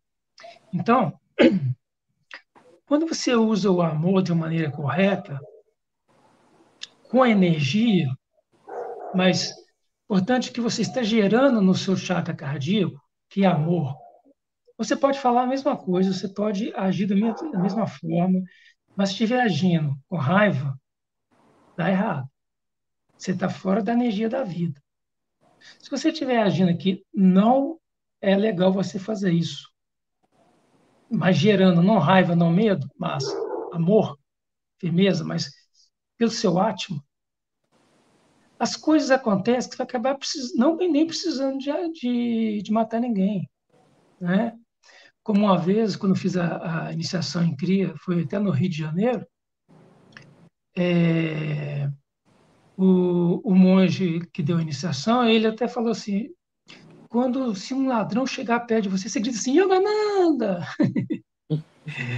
Na mesma hora, você muda a vibração, né? E você entra em contato com o Yogananda, com o seu Atma, a energia aumenta a vibração, o que acontece? O cara desvia, não acontece nada com você. Já tive experiências assim, minhas mesmo, né? Eu com dois meninos pequenininhos, são os meus filhos, quando eles eram pequenininhos, e eu sou separado do primeiro casamento. Aí fui levado para a casa deles à noite, eu estou em Lagoa Santa hoje, são 30 quilômetros de BH, mas eu sou de BH. Tem 13 anos que eu vim para cá. Aí eu fui devolvê-los, né? E eu estava a pé, eu estava sem carro nessa época, veio descendo mais ou menos uma meia dúzia de moleques, né, mesmo, pivetes mesmo, assim, com aquela energia ruim, descendo assim. Eu falei, na mesma hora, eu não falei, na mesma hora eu não sintonizei com a baixa vibração. Nossa, vai me assaltar. Nossa, estou com meus meninos pequenos. Nossa, vou ter que ser violento. Nada disso. Pelo contrário. Eu aumentei a minha vibração, por isso que é importante a gente sempre estar meditando todo dia, né?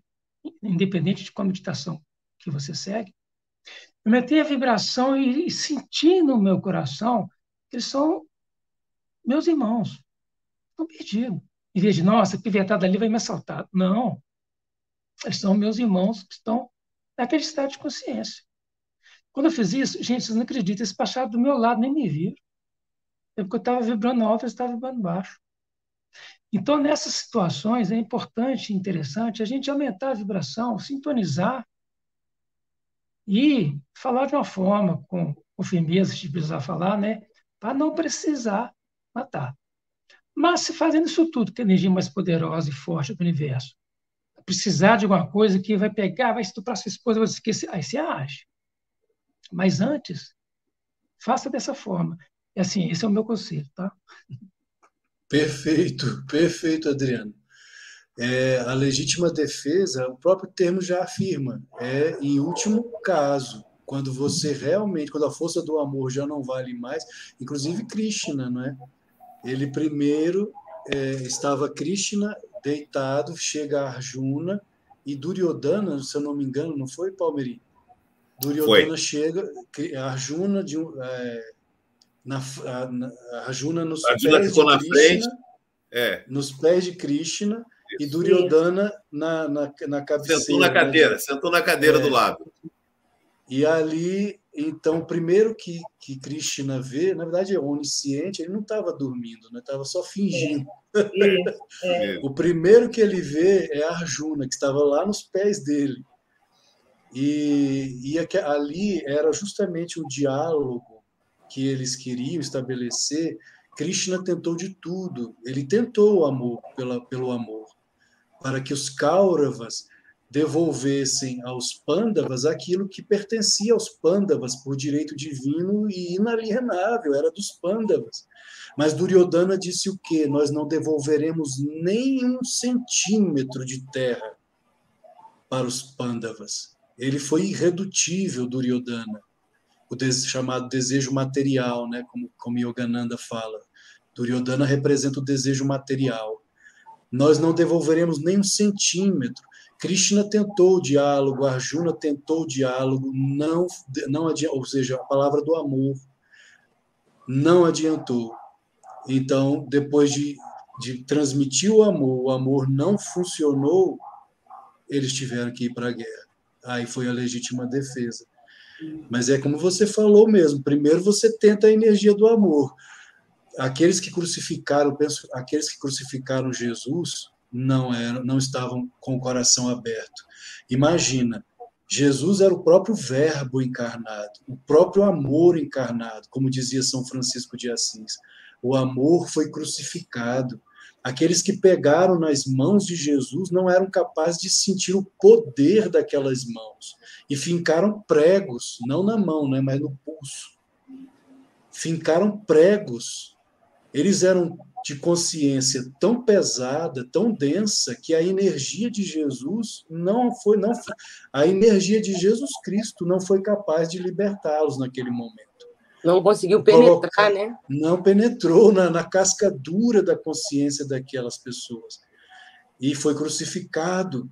Então, claro, o amor sempre em primeiro lugar, mas o amor às vezes não consegue. Dependendo da consciência densa de certos indivíduos, o amor não consegue penetrar. Aí tem que ser a legítima defesa mesmo, né? O Simon colocou aqui, o pensamento revolucionário marxista está em tudo hoje. Professores dominaram a cultura de tal forma que se você não tiver um pouco que seja de conhecimento, não percebe. Exatamente. Somos facilmente enganados, né, pelo marxismo, pelo gramscismo, principalmente. Ele a colocou serpente, ela rasteja, né? Ela é sorrateira, né? Então... Exatamente. Sutil, e o gramscismo é sutil, está infiltrado nas escolas, no pensamento de Paulo Freire, e vai se adentrando, invertendo os valores, daqui a pouco furtar.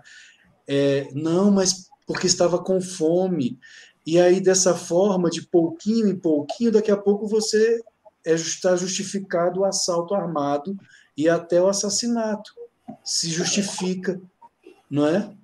Quando, na verdade, não se justifica. O Simon também escreveu, veja este filme Avatar, de Steven Spielberg. Eles se utilizam de linguagens, história, características, por exemplo, o personagem azul, Krishna. Não sei se era imitando Krishna, era o Avatar? Acho que era, né? Azul, pele azul. Tem essa característica e assim distorcem o espiritual. Inclusive, a própria palavra avatar hoje está distorcida. Distorceram a palavra religião, distorceram a palavra avatar, distorceram o yoga hoje, a ginástica, não tem mais o sentido etimológico de união do pequeno eu com o eu maior. Você não pode falar em Deus na aula de yoga, Porque se você fala em Deus na aula de yoga, 5 dão um pulo lá na China, né? Na minha eu falo todo dia. E se não gostou, eu falo de novo. Eu também falo. Eu também falo. Eu acho que eu vou começar. Dessa palavra. Quando eu comecei com 18 anos a ler essas coisas, o primeiro livro que eu li foi do Joseph Murphy, que um professor de matemática indicou. E ele falava muito de Deus. Você quer ficar falando de Deus o tempo todo? Quero saber sobre o poder do pensamento. Não quero saber de Deus. Não é? Porque eu já tinha essa formação que o próprio colégio já dava, né? O negócio é ciência. Né? Esse negócio de religião, essa coisa, qualquer cientista moderninho hoje vai falar assim. Não, eu não acredito em religião. A gente não trata disso. A gente trata de ciência. Né? Pois é. Coisa mais, né? Então eu não gostava. Depois, o próximo livro que eu li foi o livro do professor Hermógenes, o Autoperfeição com Hatha Yoga. Eu ainda tinha 18 anos. Isso foi no mês de julho que eu me lembro disso. E aí, a mesma coisa. O professor Hermógenes é Deus o tempo todo. Eu falei, nossa, Jesus, Deus o tempo todo. Aquilo me incomodava. E, no entanto, depois eu continuei lendo Lead Bitter, Annie Besant, todo mundo falava meio. E acabou, estou aqui, ó. Tem que falar. Eu me lembro de uma professora de fenomenologia, quando eu fiz 2 anos de psicologia. A professora de fenomenologia, ateia, ela chegou para a turma e falou que tudo é obra do acaso. Segundo a física quântica, a teoria de Heisenberg, né, da incerteza, tudo é relativo, tudo é incerto. Ou seja, você não é capaz, segundo os físicos, de calcular a velocidade e a localização do elétron ao mesmo tempo. Ou você calcula uma coisa ou outra, não as duas ao mesmo tempo. Então, tudo é probabilidade. O universo é apenas uma probabilidade. Deus não existe. Eu levantei a mão, falei para ela, professora, posso discordar? Você só pode discordar se tiver embasamento. Ah, tá, eu acabei de ler a Scientific American, professora. Na Scientific American, um artigo em que físicos falam que talvez Einstein tivesse razão, quando dizia que Deus não joga dados com o universo. Na verdade, talvez ele jogue sim, só que ele sabe que números cairão ao jogar os dados. O que isso significa, professora? Que atrás do princípio da indeterminação de Heisenberg existe uma causa.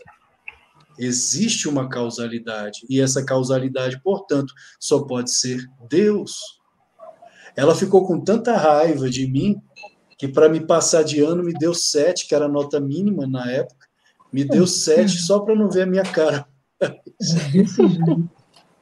O Simon escreveu também, aos poucos usam o audiovisual para distorcerem o nosso lado espiritual e racional. O que mais vejo em filmes são as distorções a respeito de cristão como se fossem fanáticos ou doidos. Pois é. Não é isso não, é de família também. É sempre a mãe é doida, é sempre briga com o pai, é isso o tempo todo. É o tempo todo pai é opressor, né? Tem sempre alguém oprimindo. Então é impressionante isso. Boa noite, Maricélia. Quem mais que eu não falei boa noite? A Adriana Padme, boa noite, Adriana. E a Alvarina Pereira, boa noite, Alvarina. Adriana. Maricélia, boa noite. Adriana é minha cunhada. Oi, Adri. Seja bem-vinda. Ela é sua cunhada, né, Adriana? A falta de conhecimento nos deixa com a guarda aberta para que seja infiltrado na nossa consciência as sombras da distorção. A sua cunhada, Adriana. E também a falta de vida espiritual, né? O conhecimento é importante, mas não é... Não, você pode não ter conhecimento, mas se levar uma vida realmente espiritual, você vai estar protegido. Porque você vai ter sabedoria. O contrário é que não pode. Você tem conhecimento e não ter vida espiritual. Isso é ruim. Porque o espiritual te leva o conhecimento à sabedoria, né? Eu me lembro até de... O conhecimento ajuda muito, me ajuda muito na minha vida espiritual. Eu quero praticar a vida espiritual, algumas coisas eu tenho dúvida, o estudo me ajudou muito. Então, aqui eu junto uma coisa com a outra, meu discernimento me ajuda, eu falei, isso só pode ser isso aqui, baseado no que eu... Não é? Isso me ajuda. Mas não é o mais importante. É complemento, né? É importante. Senão os mestres não teriam escrito livros. É importante, senão o mestre nenhum escrevia livro. Exato. tem esse outro lado também, que você vai dizer assim, não é importante, não é livro, não é conhecimento. Então o mestre está falando que o mestre está escrevendo coisa que não é importante. Isso não faz sentido também, né? Tem que ter um equilíbrio em tudo, né? É porque o que o mestre fala não teve comprovação científica, entendeu? Pois é, a Adriana até separou aqui, ó, falta de conhecimento e sabedoria, principalmente. Ou seja, o conhecimento vem de onde? Dos livros. A sabedoria vem da espiritualidade. Uma vez uma discípula de Yogananda, ela estava muito preocupada, porque ela via a sabedoria do mestre, ficava encantada e pensava, meu Deus, como eu posso ser discípula dele, tendo ele tanto conhecimento? Aí ela foi para uma livraria, sem falar nada para ninguém. Ela foi para uma livraria, comprou um monte de livros. Aí voltou, deixou os livros no quarto, sem ninguém ver, foi até onde estava o mestre reunido com os discípulos, ele parou o que ele estava falando com os discípulos, olhou para ela, olhou para ela e falou para ela, os livros não te darão o que você deseja, medite. E continuou falando com os discípulos no círculo. Mas ele sempre falava da importância dos livros. Inclusive citava autores importantes que devemos ler, né? Que é importante lermos, como Shakespeare, Emerson e vários outros. Ele sempre citava. Mas, em primeiro lugar, como a Adriana falou aqui, é a sabedoria, ou seja, como o Palmeirim também disse, a espiritualidade em primeiro lugar. Sabe como é que o Lahiri Mahashaya, que é o mestre do Sri Yukteswar, quando o Sri Yukteswar estava estudando, né, estudando as escrituras, eles faziam assim, vocês leem um capítulo, aí ficou na mente concreta. Agora vocês vão meditar. Aquilo, você ultrapassava seu corpo da mente concreta e acessava sua mente abstrata, sua mente superior, onde está a alma, nossa Atma. Aí ele sentia pelo coração a verdade daquilo que foi lido. Aí parava um tempo, lia outro capítulo, aí fazia esse exercício de novo. Olha que interessante, né? Exatamente, é a leitura por meio do Buddhi, da mente intuitiva, que é superior à mente racional, né? Você absorve, como o texto dizia, absorver o conhecimento com os átomos de fogo da consciência. É muito mais do que... Né? E a gente consegue perceber essa energia, né? Com mais... parece que os sentidos se aguçam, né? Para a energia da informação, e a gente consegue perceber se aquilo ali fala, né? Com o nosso interior. Exatamente. E o Yogananda também dizia que o texto era muito calado. Ele dizia assim, o silêncio de Yukteswar é eloquente. Ele fala pelo silêncio, ou seja, a energia, a vibração. Existe até a história de Maria e Marta com Jesus, né?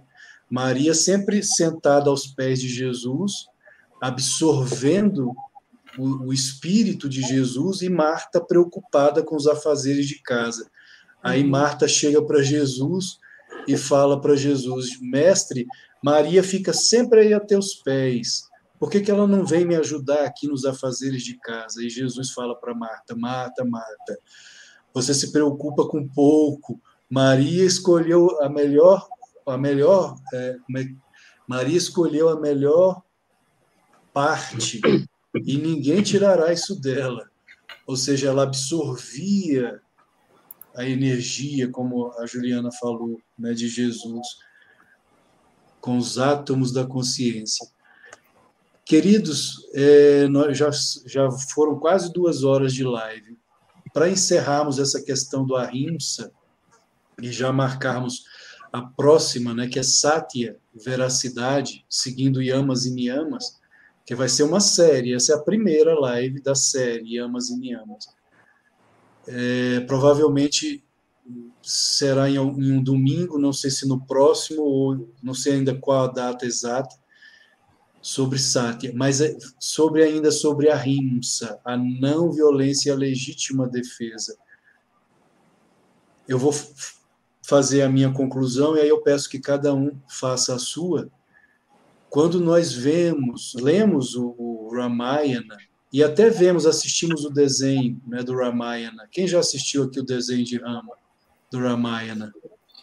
É maravilhoso. Rama é o paradigma perfeito do ser humano, do sagrado masculino, porque ele é gentil com Sita, né? Ele é amoroso com Sita, com o seu irmão Lakshmana, com todos os seus irmãos, com o seu pai, com todos. Ele é gentil, ele é um gentleman, gentil com todos. Mas na hora da guerra, ele é viril, ele é forte, ele é ágil, ele é homem. Ele é forte. Isso que muitas vezes nós não compreendemos. O marxismo causa uma confusão mental em cada um de nós, que ao assistir, eu fico pensando como que os nossos irmãos que estão no yoga e que defendem o esquerdismo, quando assistem o desenho do Ramayana, o que é que eles pensam? Eles Porque não Rama assistem. vai para a guerra, ele usa armas. Não pensam, pois é. Não assistem. Porque Rama está usando armas. Está no Ramayana. Ah, não, é uma história metafórica, não é real. Existem evidências arqueológicas da existência de Rama, assim como existem existências arqueológicas da existência de Krishna. Dizer que Rama e Krishna são apenas personagens metafóricos, meu Deus, então Jesus também é metafórico? Então Yogananda, que viveu em pleno século XX, é metafórico? Satya Sai Baba também é metafórico, viu, Palmeirim? É. Satya Sai Baba não existiu, vai chegar não. o momento que vão dizer que é. Pelo amor Com de certeza. Deus. Então, tudo que é a batalha física é metafórica. Tudo é dentro de você, não existe nada fora.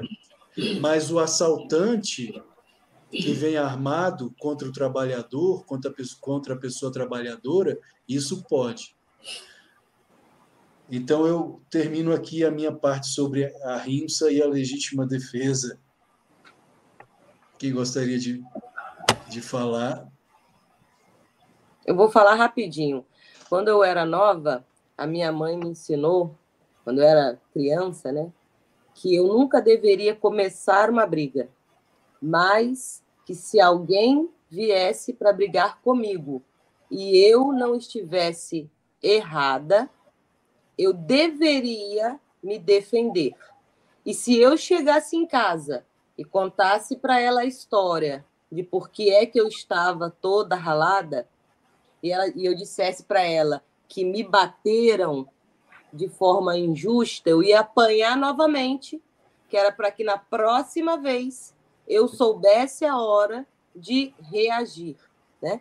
E hoje em dia, se você conta uma história dessa e diz para uma criança que ele deve agir assim, é bullying, né? É bullying. Você está... Quando te baterem de um lado, você dá a outra face. Até isso eles não sabem colocar, né? Então, fica parecendo que se me derem um soco do lado de cá, eu estiver dentro do que é correto, eu tenho que virar o outro lado para tomar outro soco do outro lado, né? Então, eu acho que basta discernimento para você saber quando é justo e quando é injusto, né? A gente não está falando aqui de uma legítima defesa justiceira, né? A gente está aqui falando de uma legítima defesa legítima, que é só pesquisar o que significa a palavra legítima, que você consegue chegar no entendimento básico do que a gente está tentando dizer, né? Então, aqui a gente tem que resgatar essa nossa força e saber que nós somos autoridades da nossa vida e a gente tem que fazer com isso o melhor que a gente pode. E se precisar entrar numa batalha, a gente tem que estar preparado. Até Jesus no templo, quando expulsou os vendilhões, ali foi legítima defesa do templo, do Dharma. Sim. Quando ele gira o chicote, rodopia um chicote no ar, vira as mesas dos cambistas, ele estava defendendo o quê? O Dharma, legítima defesa. Exatamente. Vou falar. Rapidinho também. A gente não pode ser conivente com o mal. Não pode. Nem dentro de nós, que é o principal, não é? Nossos pensamentos, nossas ideias, pensamentos loucos. Você não pode ser conivente. Vai cantar o Gayatri, vai cantar o Om, vai fazer uma meditação. Você não deve ser conivente. Essa batalha contra o mal tem que ser o tempo todo, principalmente dentro de nós. Mas do lado de fora também isso pode acontecer. É totalmente ridículo esse posicionamento, por exemplo, de que você não deve punir, você deve... Porque a cadeia está cheia, então a gente não deixa solto. Não pode. Sati Sai Baba dizia o seguinte, o Rijop perguntou, que é autor de um livro, perguntou a ele, dizendo a ele, no Centro Sai lá da Califórnia, que é onde ele vivia, o presidente ele é muito bom, generoso, faz caridade, mas às vezes ele é muito rigoroso com as pessoas e chega até a expulsar certos membros e tudo do centro e tudo. Aí sabe, mas está certo. Ele sabe, claro que ele sabe da história, né? Mesmo que não conte para ele. Tá certo, o mundo é assim. Quando as pessoas, você sempre age com amor com as pessoas, mas se elas cometem um erro, elas devem ser severamente punidas. É assim que funciona.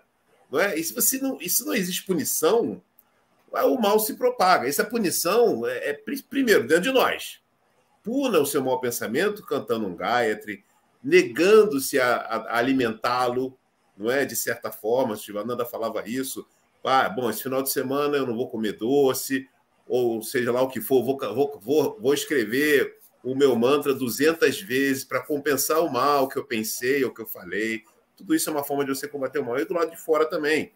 Não é? A gente deve ter amor com as pessoas, sim, evidentemente, mas a gente não pode ser conivente com o mal. Quando o mal existe, quando as pessoas erram, elas... Até um mestre faz isso. O mestre pune o discípulo. O Alexandre já contou histórias assim, né? Então, essa é uma coisa perfeitamente normal. É assim que funciona. Inclusive, a lei do karma, ela é uma manifestação disso, de que o bem resulta no bem e o mal resulta no mal. Você pode chegar a isso como punição ou não, mas o fato é que o mal ele não deve prevalecer. De uma forma ou de outra, toda a sociedade, nossa vida, nossos sentimentos aqui com o que nós pensamos, deve ser no sentido de que o bem e o amor prevaleça. E que aqueles que querem fazer o contrário, dentro de nós ou fora, a gente não pode ser conivente com ele. É isso. A Adriana escreveu aqui o Ramayana e o Ramana, eu acredito, e a Arjuna hoje seria um masculino tóxico. É o famoso, agora o famosinho macho opressor, né? Agora está em alta. Eles foram para quem mandou eles irem para a guerra? Eles deveriam ter oferecido flores. Não, e diz que eu tenho vergonha de ser homem, de ser homem, sei lá, de ser branco, sei lá o que já falaram aí. Essas difícil, né? Que a gente fica ouvindo, né? Demais. É difícil. Eu posso falar? Fechou aí, meu amigo? Falta você e a professora Solange. Posso falar? Adriana. Então, eu acho interessante, nós como professores, né? Eu tive uma experiência muito interessante, que eu participei do método Educar, né, lá do Sai Baba, muito em Belo Horizonte, muitos anos ajudando. Tem uma escola, tinha, né, uma escola de Sai Baba ali em Casa Branca, que é perto de BH. Então, eu associei todo o método Educar, mais a psicologia, mais o yoga, e criei uma metodologia, um trabalho para escolas municipais em BH. Isso tem muitos anos atrás, uns 20 anos mais ou menos. Aí, eu comecei a fazer esse projeto, os diretores me colocavam com 12, 15 meninos, todos envolvidos em drogas, em assalto, etc. Eram os piores da turma, né? Piores da escola, e colocava lá para mim com esse projeto. E como é importante, gente, a gente fazer esse trabalho nosso de conscientização, com muito amor no coração, porque a cabeça deles são feitas de outra forma, igual nós falamos aí hoje, né? Então, chegava o menino lá, eu falava assim, eu chegava com eles e falava assim, por que você rouba? Eu roubo porque nasceu em berço de ouro, tem que roubar mesmo, né? Então, tem que roubar porque o cara tem muito dinheiro, né? Tem muito dinheiro, tem que roubar, nasceu em berço de dinheiro, eu vou roubar mesmo. Então, tá. Então, fazer o seguinte, eu vou te contratar, te pagar 30 mil por mês, 30 mil, sobra muito dinheiro para você, não sobra, você gasta pouco. Não, gasta muito pouco, vai sobrar muito dinheiro, então você vai ficar rico daqui a alguns anos, não vai, então eu vou te roubar, pode ser? Aí você começa a mexer com o inconsciente da pessoa. Ele, como é que é mesmo? Então você ensina os valores de uma forma que ele entenda. Aí eles começaram a mudar um monte de coisa. Olha, quando você rouba um tênis, né, ele vai durar pouco, porque você roubou ele, você não teve a dignidade de trabalhar e conseguir pelo seu bem próprio, pelo seu trabalho. Aí o cara falou assim, oi, é mesmo, professor? Quando eu roubava tênis, não durava nada. Aí eu comecei a trabalhar e ganhar, dura pra caramba, você tá vendo? Então, a nossa função como professores, isso que o Alexandre fez ontem, né, Alexandre, seus alunos aí, não é deixar passar, não. Também você não vai ficar agredindo a pessoa. Você fala de uma forma amorosa, mas com firmeza, para que ela entenda de outra forma, desbloqueie essa egrégora poluída que está atrapalhando a conscientização. Entenda. Então, a gente falando assim, como o Alexandre falou, com a energia amorosa, ela vai entrar lá, essa egrégora que não é de luz, e vai perpassar e vai entrar na consciência da pessoa. Olha, é mesmo, professor, não é isso mesmo? Não é falando que eu estou certo, que eu estou errado, é nada disso, né?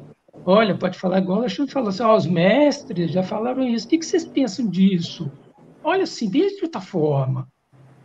Aí a gente pode mudar para um lado mais de luz, como estão fazendo para um lado das trevas, a gente pode fazer para o lado da luz, com a ação também, mas a ação correta, né? Essa é a mensagem que eu quero dar para todos nós e agradeço a oportunidade. Perfeito. Professora Solange. Olha, eu estou lembrando aqui que quando o Sai Baba fez 60 anos, ele enunciou os 10 princípios em relação ao ahimsa. Eu peguei aqui para encerrar. Primeiro, amem e sirvam a pátria. Não firam nem odeiem a pátria dos outros. Segundo, respeitem todas as religiões com igualdade. Terceiro, reconheçam a fraternidade entre os homens. Tratem a todos como seus irmãos. Amem a todos. 4. Mantenham seus lares e seus arredores limpos. Isso promove a saúde e a autoestima. 5.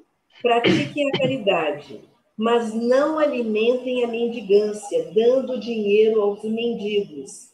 Deem-lhes alimentos, roupas, proteção e ajudem-nos a ajudarem a si mesmos. Não estimulem a preguiça.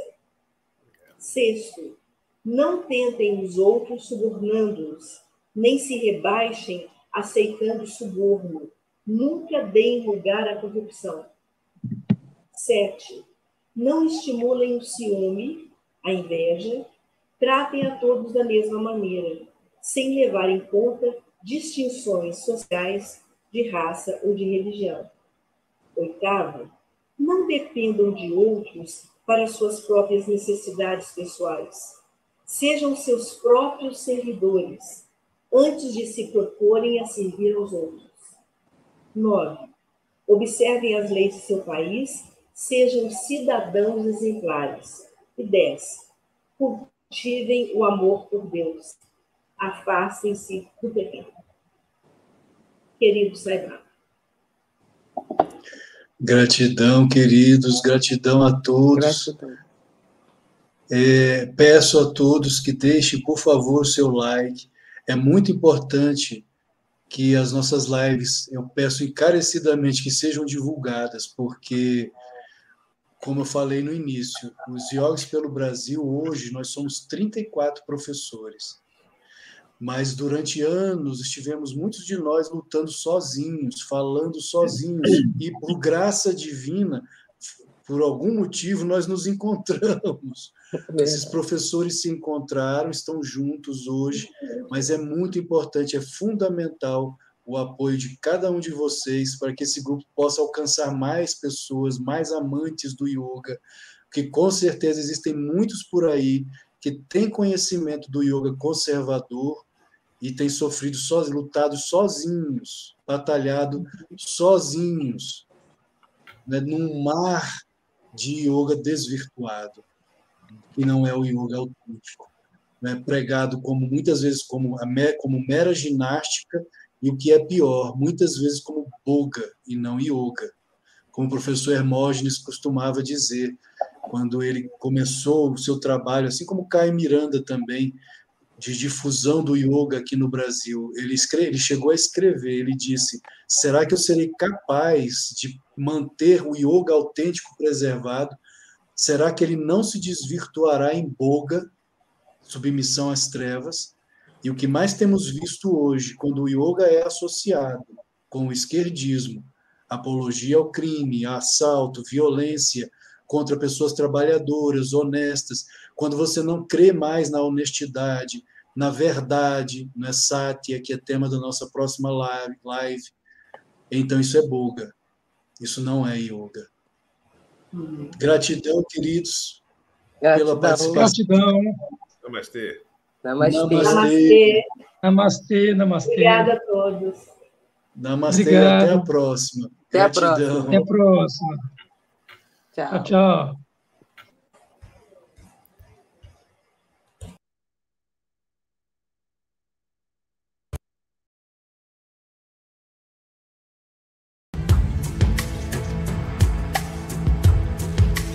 O que diz o yoga real, o yoga autêntico, o yoga védico, a autêntica tradição sampradaya da Índia a respeito da não violência e da legítima defesa? Que yoga você defende? Que yoga você admira? O yoga real, o yoga raiz, originário dos rishis sábios iluminados, ou o yoga inventado nos tempos atuais? Nós somos os yogis em amor ao Dharma, em amor ao yoga autêntico. Namastê.